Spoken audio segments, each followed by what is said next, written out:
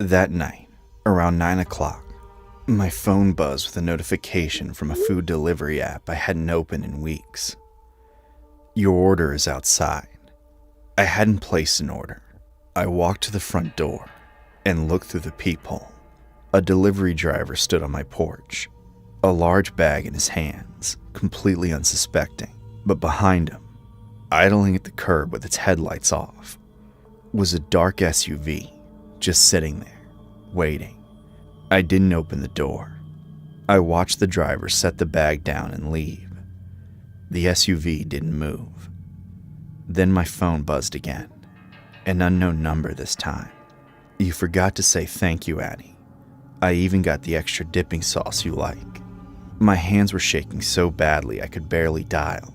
I called 911 and was talking to the dispatcher when the SUV's door finally swung open. A man stepped out onto the pavement. He wasn't rushing. He moved with the calm, deliberate patience of someone who had planned this carefully and was entirely unbothered by what he was doing.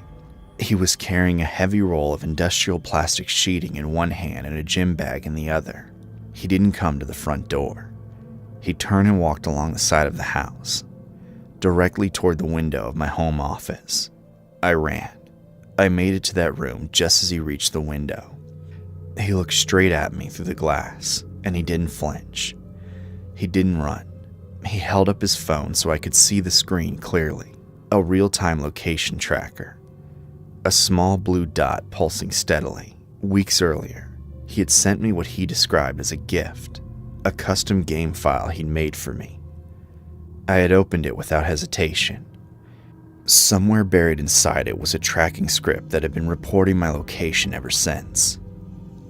He knew where I was in my house. He had probably known for days. I heard sirens before he got the window screen fully removed. He was still working on the window frame when 2 patrol cars came around the corner. He was arrested on my side lawn, gym bag at his feet. The police told me afterward what they found inside that bag. Zip ties, a syringe loaded with a sedative, and a printed document.